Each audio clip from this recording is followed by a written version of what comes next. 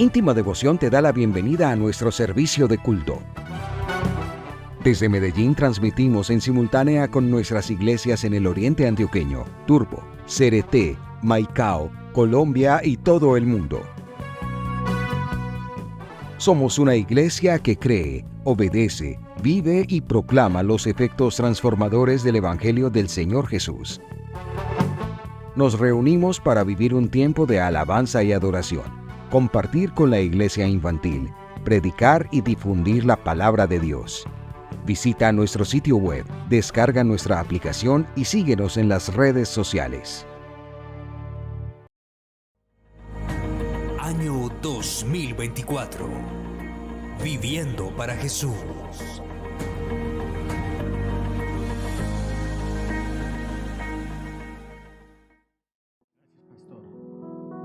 Anuncio extraordinario de Galilea a Belén. Antes que nada, hagamos una precisión, hermanos. Lo que es el territorio de Israel para la época aún existe, es el mismo territorio, por supuesto, pero ya no con esa división geográfica, ya no es el mapa político que había en aquella época. Pero en aquella época Israel se dividía por lo menos en 3 provincias. Al norte estaba la provincia de Galilea, en la mitad la provincia de Samaria y al sur la provincia de Judea. Al norte, en Galilea, predominaban las tribus de Zabulón y de Neftalí. Al sur predominaban las tribus de Judá, Benjamín, Simeón y un poquito de los de Leví. Simeón había sido, ese no es el término propio, pero para hacerme entender, había absorbido, a Judá había absorbido la tribu de Simeón o de Chimeón, y por eso la tribu de Chimeón también aparece como si fueran judíos. De esa historia, seguramente ustedes leyeron algún devocional en algún momento que subía a Facebook, y ahí está aclarado por qué otro de los hijos de Lea, como fue Simeón, tuvo que ser anexado a la tribu de Judá.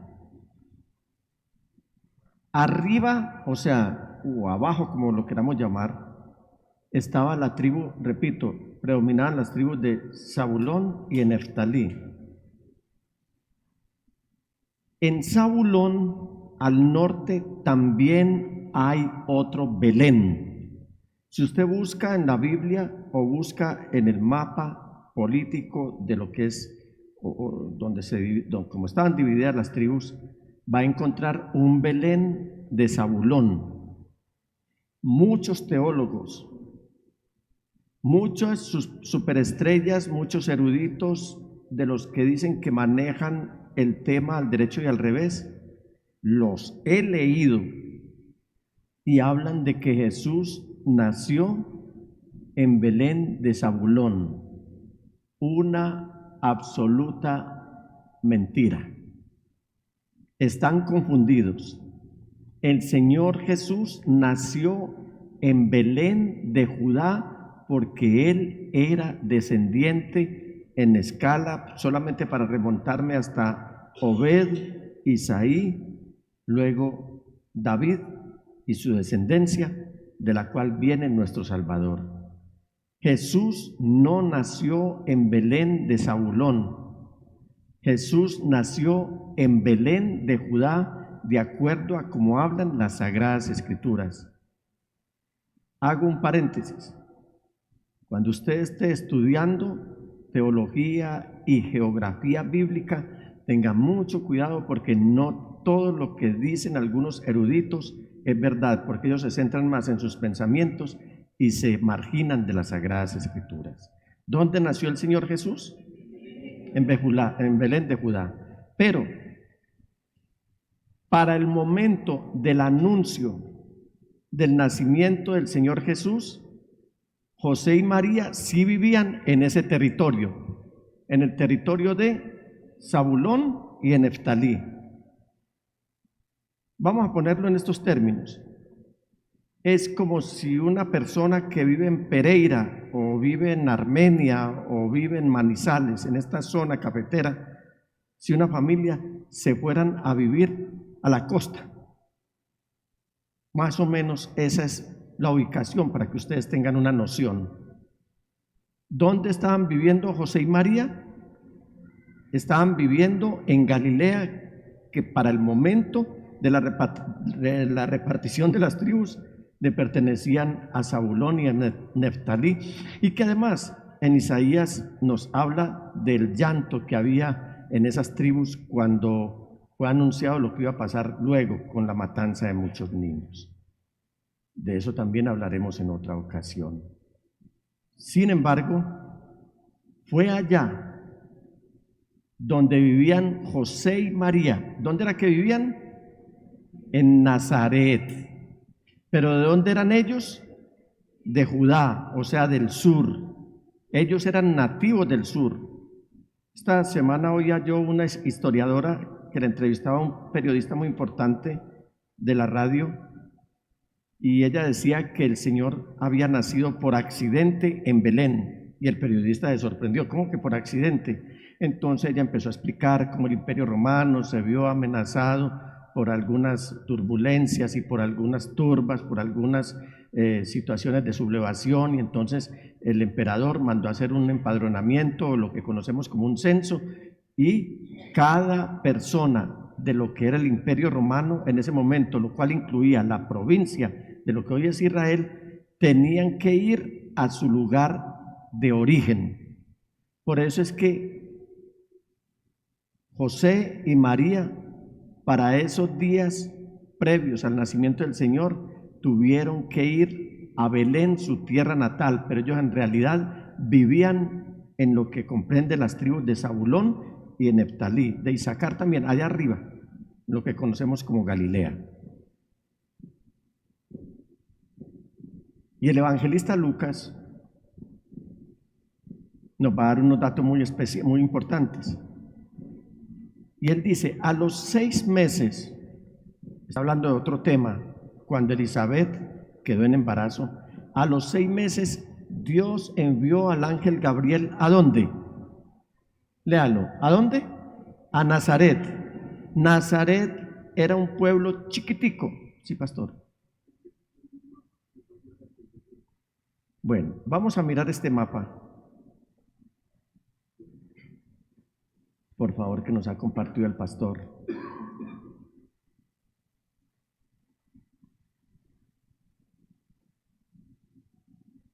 A ver, pastor, yo no. Bueno, para no moverme de acá.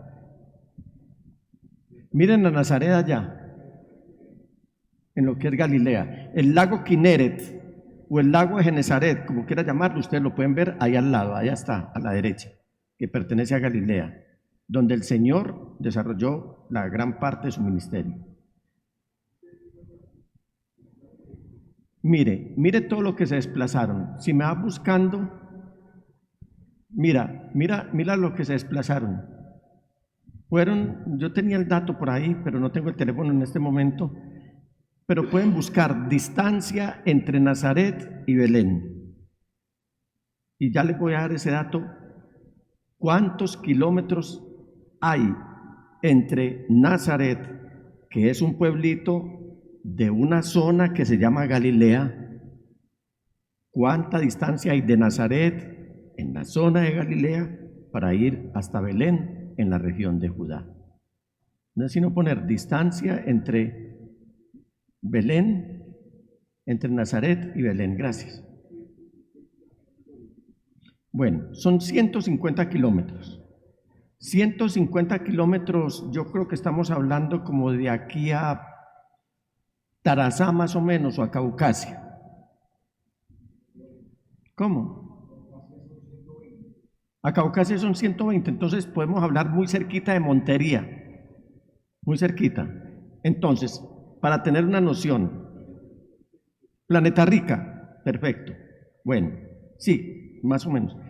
Entonces, los que conocen esa región, los que la conocemos, imagínense ustedes una travesía a pie. desde Planeta Rica a Medellín. Oír 2 veces, Johnny, estuvimos, hermano Ramiro, estuvimos allí, pastora, todos los que hemos ido, es ir de Riohacha a Maicao y de Maicao a Riohacha. Pero en el contexto nuestro, yo creo que de Planeta Rica a Medellín. Supóngase uno con todo su homenaje, todo lo que tiene que traer para un viaje de estos, y con una mujer, con una joven a punto de dar a luz, en un embarazo muy avanzado. Piensen ustedes en eso. No debió haber sido el viaje más confortable. Y dice el evangelista Lucas en el versículo 27, dice, a visitar a una joven, que el ángel fue enviado por Dios a visitar a una joven virgen comprometida para casarse con un hombre que se llamaba José, descendiente ¿de quién? De David, o sea, por eso tenía que ir hasta la provincia de Judá. Y la virgen se llamaba María. O sea, sobre la base de estos 2 textos tenemos unos datos muy precisos, datos geográficos y nombres de personas. Primero que todo, el ángel Gabriel. Luego nos habla de José. Luego nos habla que José es descendiente del rey David y nos habla del nombre de esa virgen que se llamaba María.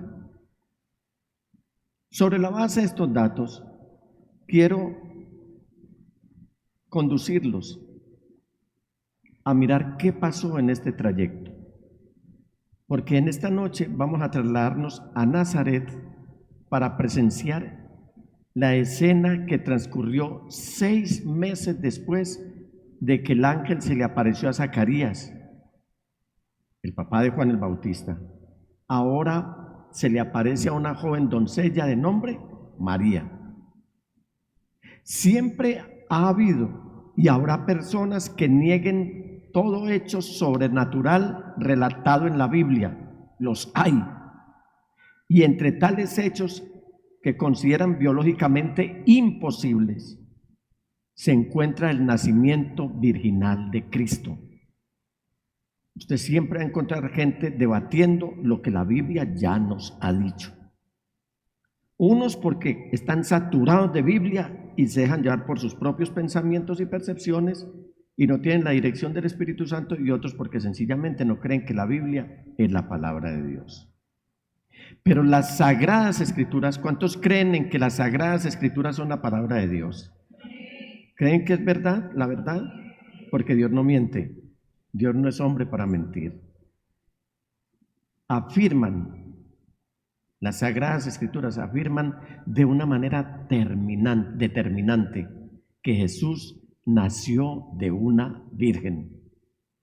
Ha habido un conflicto entre el mundo protestante, algunos sectores recalcitrantes, religiosos, legalistas, con la religión imperial romana, en el sentido de que solamente por llevarle la contraria a la religión imperial romana no mencionan absolutamente para nada a la Virgen, y por supuesto quieren marcar una brecha que se ahonde mucho más entre lo que es el Imperio Romano y su religión y lo que es algunos sectores del cristianismo, a tal punto que hasta maltratan a la Virgen María.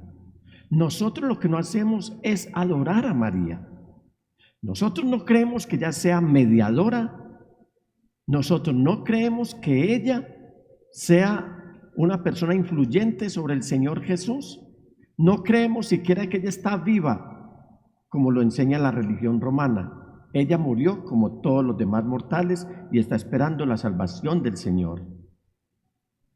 Pero lo que sí nos sumamos es a lo que dicen las Sagradas Escrituras de parte de Dios, es que a ella se le llamaría bienaventurada. Y ahorita lo vamos a ver por qué. Así que, ¿ustedes creen que Jesús, el Señor, nuestro Salvador, sí nació de una virgen? ¿Sí lo creen? Y eso hizo que María fuera llamada bienaventurada. No la adoramos, no nos rendimos delante de ella, no le rezamos, absolutamente no, pero tampoco solamente por marcar una diferencia la vamos a insultar. Por favor. Porque si la salvación viene de los judíos, María también era judía, que nos trajo el Salvador, no porque ella sea salvadora.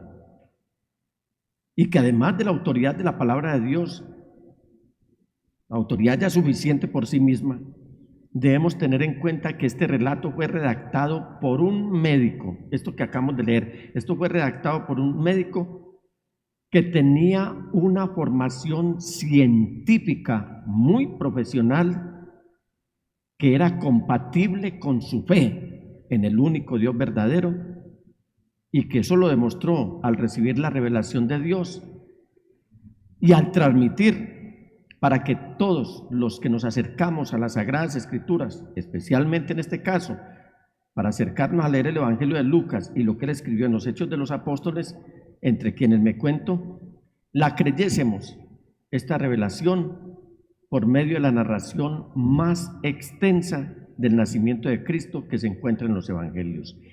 Ni Mateo habla tanto del nacimiento del Señor Jesús, ni Marcos habla tanto del nacimiento del Señor Jesús, ni Juan habla tanto del nacimiento del Señor Jesús.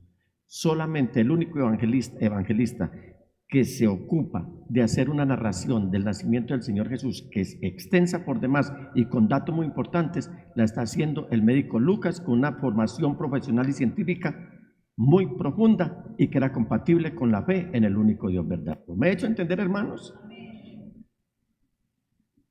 Ahora entonces vamos a ver qué nos dice el evangelista Lucas. En primer punto lo he llamado: el Señor está contigo.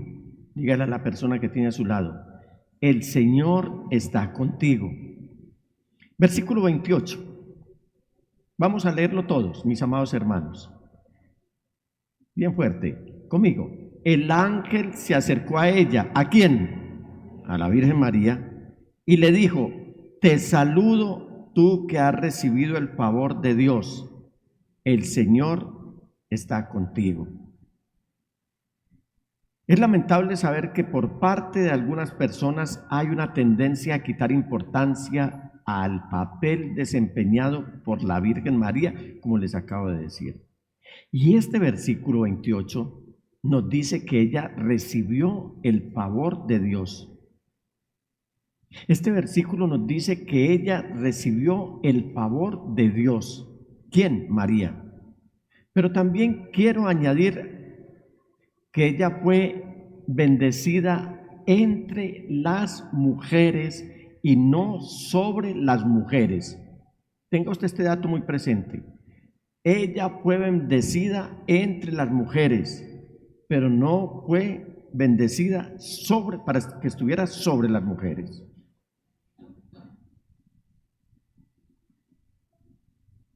Ella nunca nos dice en las Sagradas Escrituras que fue elevada por encima de las demás mujeres. Pero lo que ella sí fue usada por Dios para que ella elevara la paternidad a un nivel superior. No como la tienen hoy. Una cosa es que la mujer dé a luz un hijo. Y otra cosa es que la mujer sea mamá de hijos.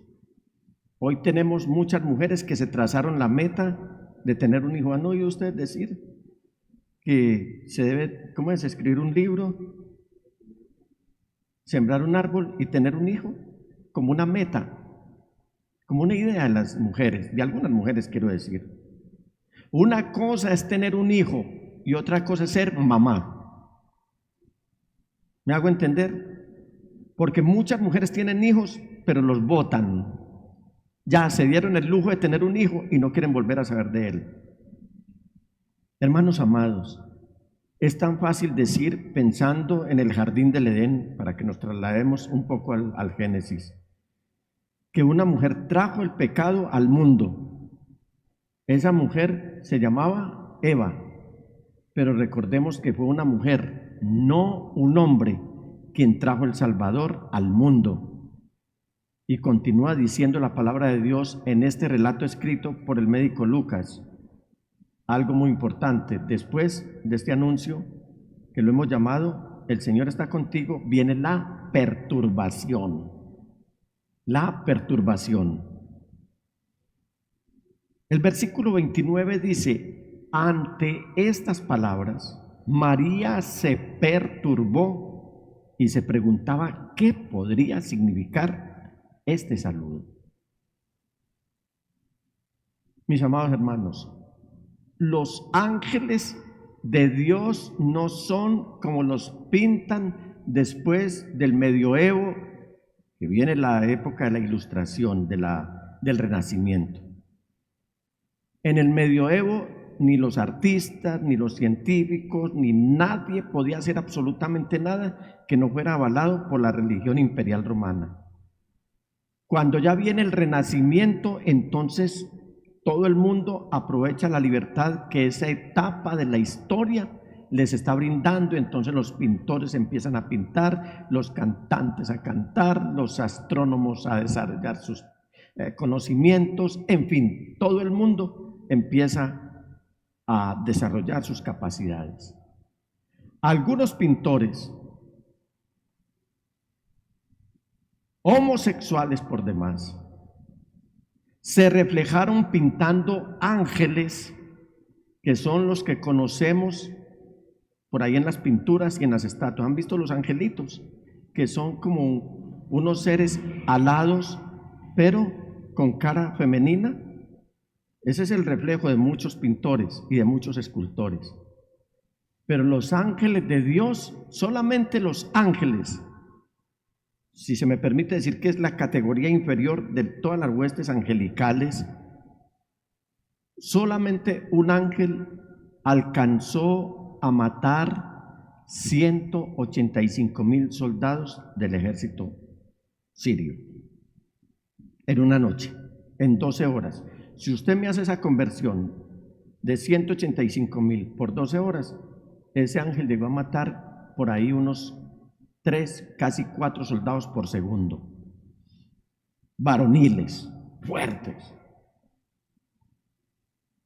Entonces pensemos en una jovencita que se le aparece un ser, aparte de eso pues angelical, bien varonil, y ahora le está dando un anuncio, un saludo que ella no entendía.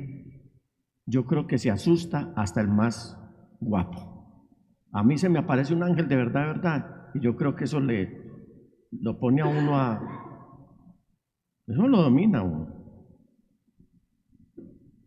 Entonces, ¿qué pasó con el saludo que el ángel le dio a María, el ángel Gabriel?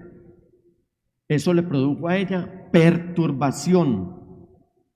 No dice la palabra que por la presencia del ángel, sino por las palabras que el ángel le dijo. Ella no se asustó tanto por la presencia del ángel, se asustó, se perturbó, fue por las palabras que él le dijo. ¿Y qué le dijo? Versículo 28, el Señor está contigo. Mis amados hermanos, no nos digamos mentiras, pero ¿cuántos no han sentido miedo al momento que el Señor ha hecho un milagro en respuesta a sus oraciones? ¿Cuántos han recibido un milagro? ¿Cuántos han recibido un milagro? ¿Le ha dado miedo a usted y usted queda sorprendido y dice, Dios me respondió? Y a veces tenemos esa tendencia humanista que a veces se nos sale también de decir, no, es que qué médico, Dios mío, qué médico el que me atendió, qué medicamento. Pero estuvimos pidiendo oración antes y el Señor respondió las oraciones y empezamos a decir, ay pastor, vea, aquí estoy, si quiere le traigo el teléfono de ese médico para que usted lo anuncie, para que mande los hermanos para allá. Y nos olvidamos que 2700 años atrás hubo uno que cargó con todas nuestras enfermedades y que sigue haciendo milagros hoy, Jesucristo el Señor. Entonces, eso es asustador, sorprendente, gratamente sorprendente, pero asusta. Porque cuando lo sobrenatural se pone en contacto con lo natural, lo sobrenatural celestial se pone en contacto con lo natural, con nosotros, siempre crea temor. Y no en vano María se preguntó qué significaría aquel extraño saludo. Y se lo preguntó al ángel. Vamos a escuchar la respuesta del ángel en los versículos 30 al 33. 3. El favor de Dios. No tengas miedo, María. Dios te ha concedido su favor, le dijo el ángel. Quedarás encinta. Primera parte del mensaje. Darás a luz un hijo. Segunda parte del mensaje. Y le pondrás por nombre Jesús. Tercera parte del mensaje. ¿En cuántas palabras le está dando 3 mensajes el ángel a María? En 1, 2, 3, 4, 5, 6, 7, 8, 9, 10, 11, 12, 13. En 14 palabras le está dando 3 mensajes el ángel a María. Y le va a decir quién es. Versículo 32. Él será un gran hombre y lo llamarán Hijo del Altísimo. Dios el Señor le dará el trono de su padre David y reinará sobre el pueblo de Jacob para siempre. Su reinado no tendrá fin. Evidentemente que aquella respuesta fue clara y no daba lugar a dudas ni a interpretarla mal. Ahí no había salida. Esa respuesta que el ángel le da es: quedarás encinta, darás a luz un hijo y le pondrás por nombre Jesús. El pasaje bíblico es bastante literal, es de los pocos pasajes bíblicos que son literales. Y sus detalles, por lo tanto, deben ser interpretados todos de forma literal.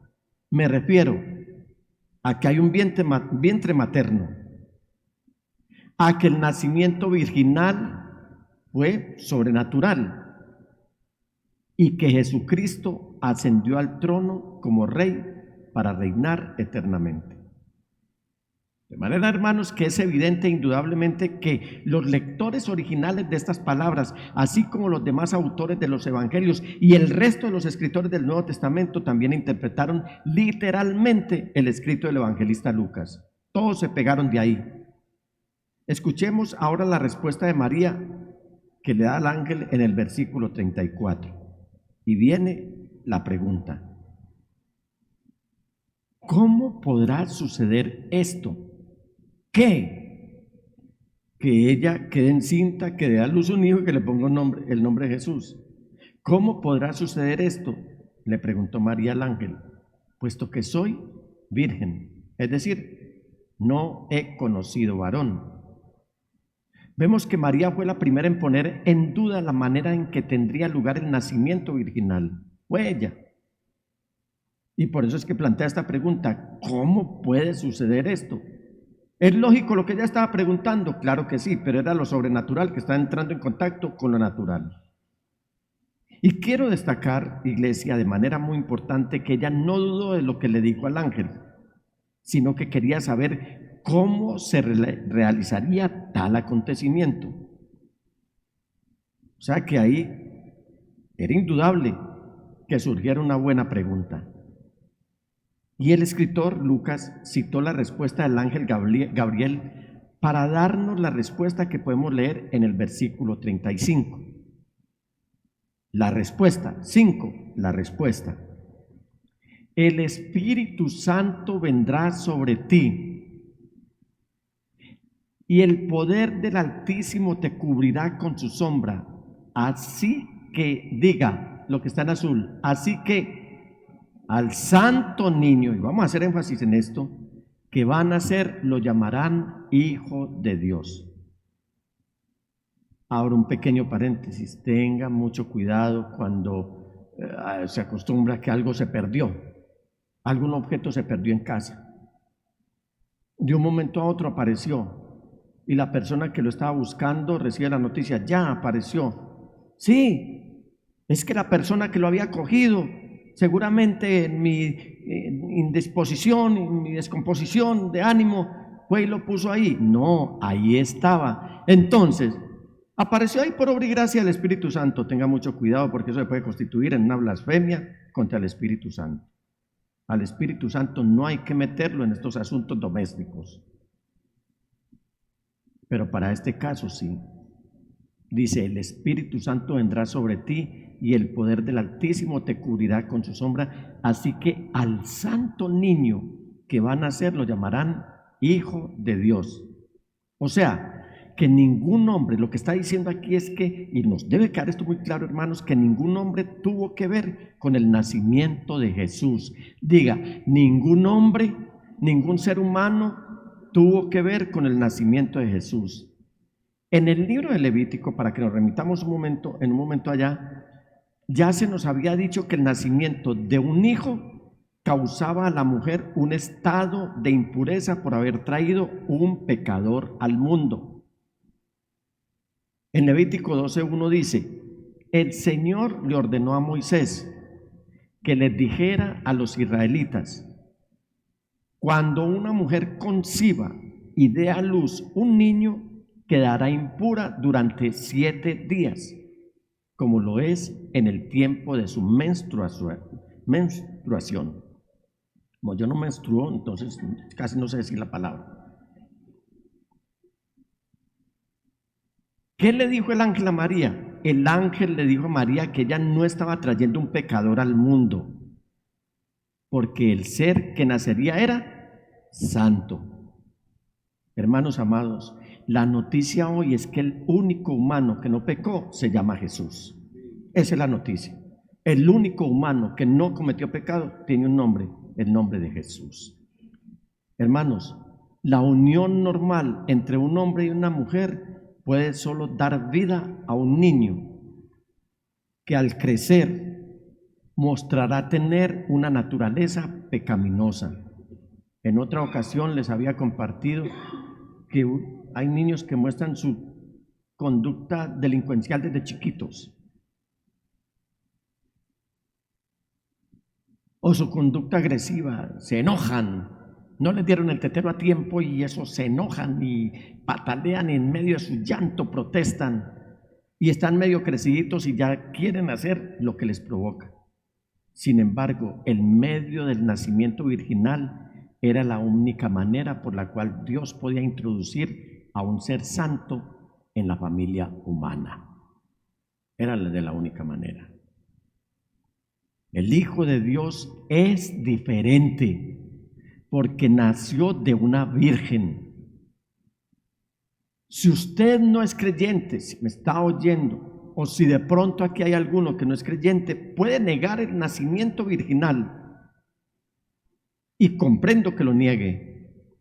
Y si usted me escribe para decirme, pastor, es que yo no soy cristiano, pero lo creo, yo estaría gratamente sorprendido, porque es comprensible que si no eres cristiano, no lo creas. Pero el que es cristiano debe creer que Jesús nació de una virgen, concebido por obra y gracia del Espíritu Santo. Sin embargo, lo que no puedes decir si no eres creyente es que la Biblia no enseña el nacimiento virginal, porque sin duda alguna aquí lo está haciendo. Si alguien dice que la Biblia no enseña el nacimiento virginal, yo encuentro que aquí la Biblia sí lo está enseñando. ¿Y sabes por qué el niño iba a ser llamado Hijo de Dios? ¿Saben por qué el niño iba a ser llamado Hijo de Dios?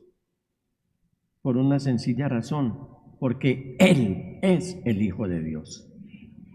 Y recordemos que el médico Lucas se enfocó en mostrar en su evangelio desde un punto de vista científico, como médico, pero también mostró su evangelio como un historiador, como un investigador que era.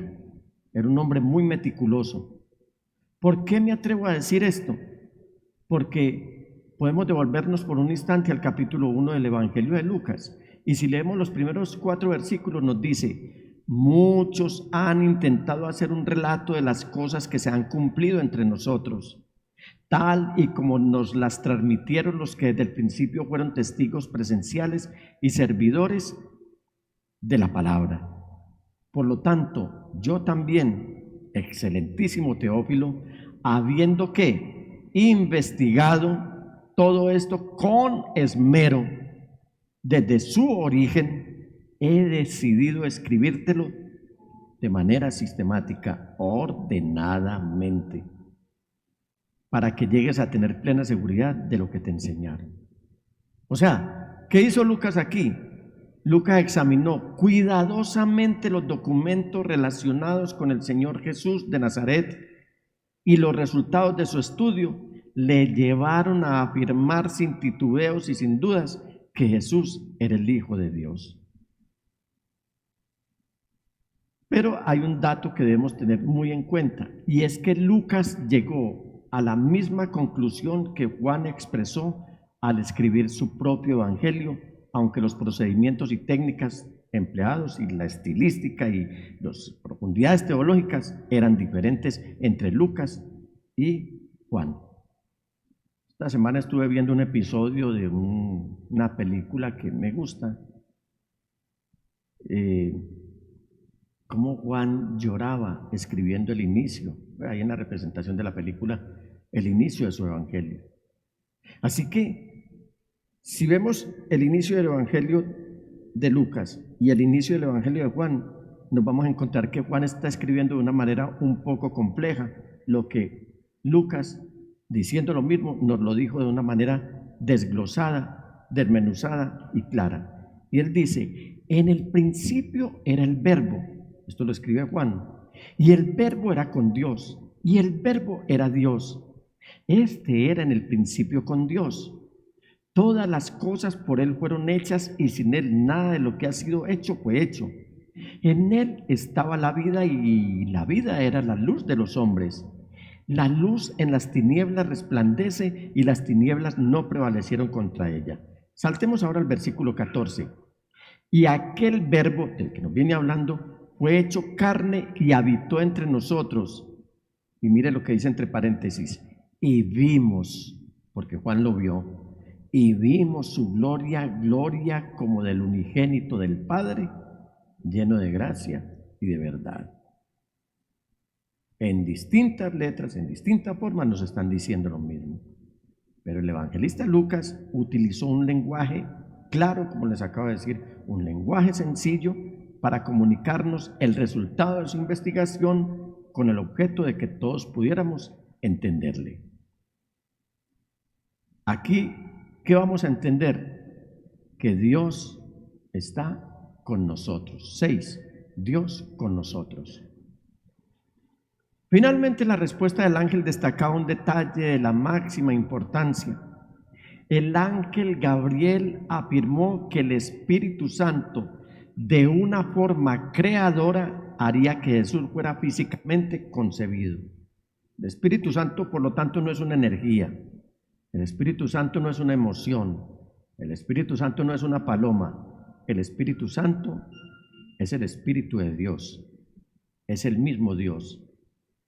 Solo que aquí, como Espíritu Santo, Él usó esta forma creadora para que Jesús, el Señor, fuera físicamente concebido. Y esta concepción milagrosa y ampliamente mencionado nacimiento virginal de Cristo eran necesarios también por su carácter divino, es decir, por su deidad y por su preexistencia. Jesús no apareció hace 2000 años. Jesús siempre ha existido. Físicamente apareció hace 2000 años nomás. Pero Jesús siempre ha existido. No creemos que Jesús apenas apareció hace 2000 años. Nació físicamente, pero Él como Dios es desde ese principio que no tiene principio, o como lo dice el profeta Miqueas. Si usted puede anotar al margen esta cita en Miqueas 5, y ahí se va a dar cuenta que le está hablando desde los tiempos de la eternidad.